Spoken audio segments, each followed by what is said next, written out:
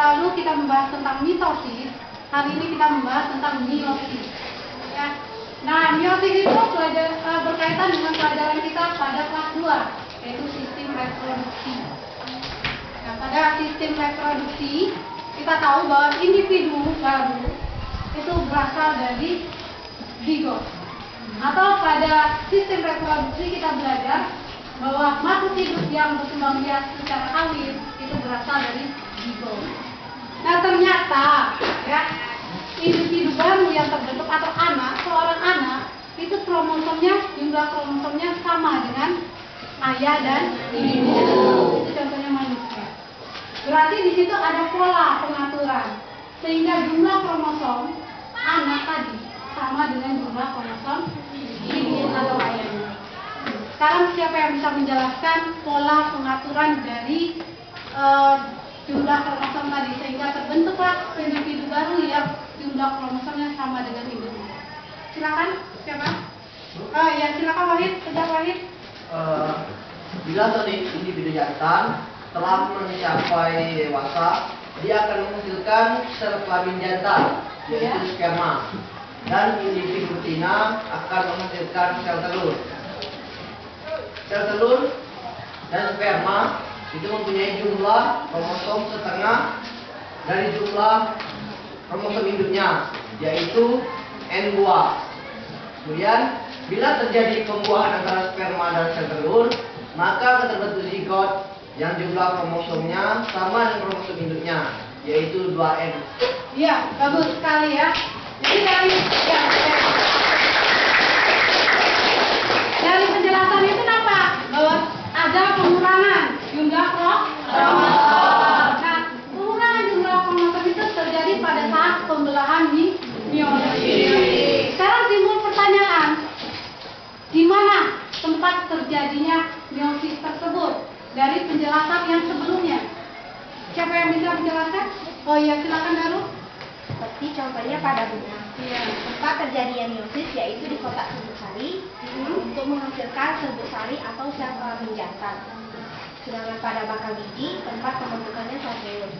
Pada manusia tempat terjadinya pada ovarium yang menghasilkan sel telur dan pada testis menghasilkan sperma. Iya, bagus sekali. Jadi dari penjelasan tadi bahwa meiosis itu proses pembentukan sel kelamin, makanya terjadinya di organ-organ reproduksi. Nah, untuk lebih jelasnya kita lihat tahapan-tahapan meiosis berikut ini. Perhatikan tahapan atau fase dari pembelahan meiosis. Pertama-tama, pembelahan meiosis 1 memasuki fase profase 1 yang terdiri dari beberapa tahapan. Tahapan pertama yaitu profase awal. Kromosom yang jumlahnya 2N tampak masing-masing memanjang dan tunggal, yang artinya belum berpasangan, tetapi kromosom sebenarnya sudah berduplikasi. Selanjutnya, pembelahan sel memasuki tahapan profase 1 pertengahan atau tengah.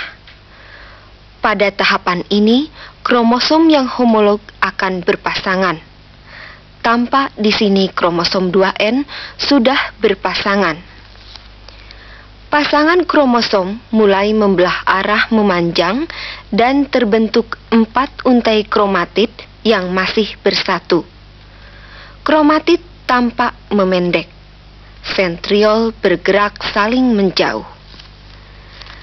Setelah tahapan profase 1 pertengahan, maka pembelahan memasuki tahapan profase 1 akhir. Pada tahapan ini, kromatid terus memendek dan sentromer homolog bergerak saling menjauh satu sama lain. Bersamaan dengan perubahan struktur kromosom tadi, membran atau selaput inti menghilang. Demikian pula anak inti akan menghilang. Dan selanjutnya terbentuk benang gelendong dari masing-masing sentriol. Sampai dengan tahapan ini, maka berakhirlah fase profase 1. Fase selanjutnya ialah metafase 1. Kromosom homolog yang masing-masing telah menjadi 2 kromatid berjajar pada bidang pembelahan. Setiap pasangan kromatid terpegang benang gelendong pada sel. Selanjutnya, pembelahan sel masuk pada fase anafase 1. Setiap sentromer dari pasangan kromosom yang telah membelah bergerak ke kutub masing-masing. Kromatid masih berlekatan pada sentromernya. Seluruh isi sel tampak memanjang dan selanjutnya masuk ke fase telofase 1. Kromatid sampai di kutub masing-masing, benang gelendong mulai menghilang. Pada fase ini, mulai terbentuk selaput sel di daerah pembelahan. Dan selaput inti tampak kembali. Akhir dari telofase 1 dihasilkan 2 buah sel yang masing-masing mempunyai setengah jumlah kromosom sel asal atau sel induk. Dengan perkataan lain, akan dihasilkan 2 buah sel dengan N kromosom.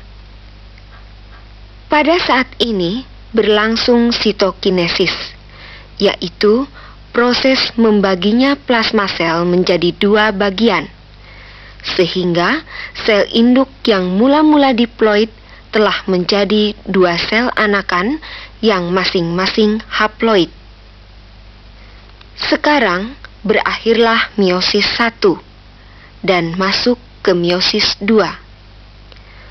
Waktu yang pendek antara meiosis 1 dan meiosis 2 dinamakan interkinesis.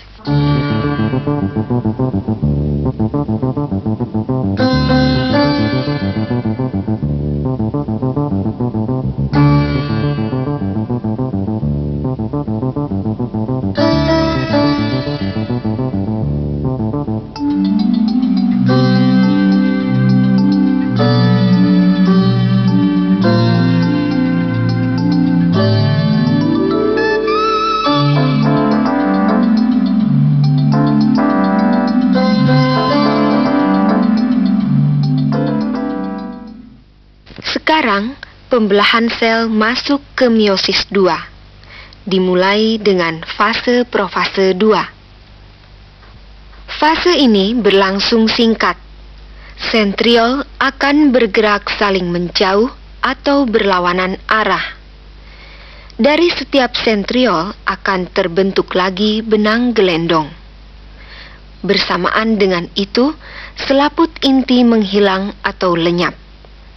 Kemudian, pembelahan sel masuk ke fase metafase 2. Pada fase ini, kromosom bergerak berjajar pada bidang pembelahan. Setiap benang gelendong akan memegang 1 kromosom pada sentromernya. Selanjutnya, pembelahan sel masuk ke fase anafase 2. Isi sel dan benang gelendong bertambah panjang.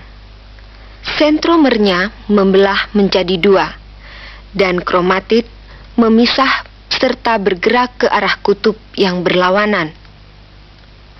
Fase berikutnya adalah telofase 2. Pada fase ini, kromatid sudah sampai di kutub, yang selanjutnya menjadi kromosom. Selaput inti terbentuk lagi dan bidang pembelahan terbentuk sekat plasma. Dan selanjutnya berlangsung sitokinesis lagi. Hasil akhir pembelahan ini adalah 4 sel anakan yang masing-masing mengandung N kromosom.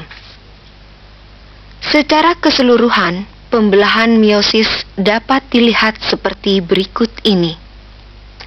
Dari sel induk dengan 2 N kromosom, melalui meiosis 1 dan meiosis 2 yang bertahap, akan dihasilkan 4 sel anakan yang masing-masing mempunyai N kromosom, atau setengah dari jumlah kromosom sel induk.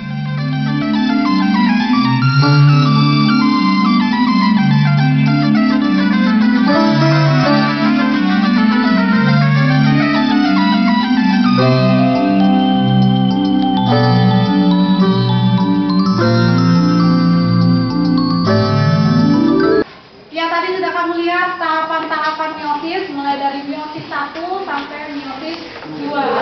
Dari penjelasan tadi ada yang mau bertanya? Ya, silakan Bu Mainan.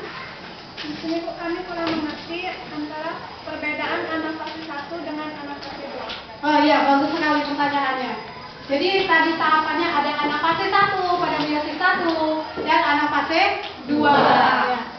Yang ditanyakan apa perbedaan dari anafase 1 dan anafase 2? Ada yang bisa menjelaskan? Iya, silakan Iken. Saya akan menjawab pertanyaan dari saudari Maina. Perbedaan antara anafase 1 dan anafase 2. Anafase 1 dimulai ketika pasangan kromosom berpisah dan mulai bergerak ke arah kutub yang berlawanan. Pada kejadian tersebut, kromatid kembar masih melekat pada sentromernya dan bergerak bersama-sama menuju ke arah kutub. Sedangkan anafase 2 adalah pada saat ini sentromer pada setiap kromosom terpisah dan dua kromatid dari tiap kromosom bergerak ke arah kutub yang berlawanan. Kromatid yang sudah terpisah sekarang berfungsi sebagai kromosom untuk setiap sel anak. Iya, bagus sekali.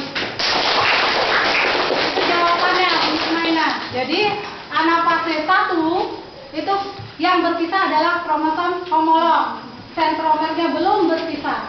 Sedangkan anafase 2 itu yang berpisah adalah kromatidnya. Ya, jadi sentromer sudah membelah. Nah, dari penjelasan tadi kemudian ada pertanyaan Mutmainah, ada pertanyaan lagi? Kalau tidak berarti sudah jelas semua, sudah paham. Nah, jadi pelajaran kita hari ini tentang meiosis. Mungkin kita ambil kesimpulannya dulu apa yang dapat kita pahami dalam pembelajaran kita hari ini. Silakan, siapa? Iya, silakan Enda. Di sini saya akan sedikit merangkum, yaitu meiosis merupakan pembelahan sel di mana terjadi penurunan jumlah kromosom menjadi setengahnya, yaitu dari diploid atau 2N menjadi haploid N pada pembentukan sel kelamin. Iya, bagus. Ya, itu pengertian dari meiosis, adanya pengurangan jumlah kromosom dari sel itu. Silakan, ada lagi? Iya, silakan Irma. Baiklah, saya akan menambahkan pendapat dari saudari Enda, di mana meiosis terjadi dalam pembentukan sel kelamin. Pada manusia, pembentukan sel kelamin jantan atau sperma di testis dan sel kelamin betina atau sel telur di ovarium. Iya, bagus. Ya, jadi itu kesimpulan untuk pelajaran kita hari ini, pembahasan kita hari ini. Yang tidak boleh dilupakan bahwa pada meiosis ada dua tahap, meiosis 1 dan meiosis 2. Ya, Ibu rasa cukup sekian dulu. Mudah-mudahan bermanfaat. Assalamualaikum warahmatullahi wabarakatuh. Waalaikumsalam warahmatullahi wabarakatuh.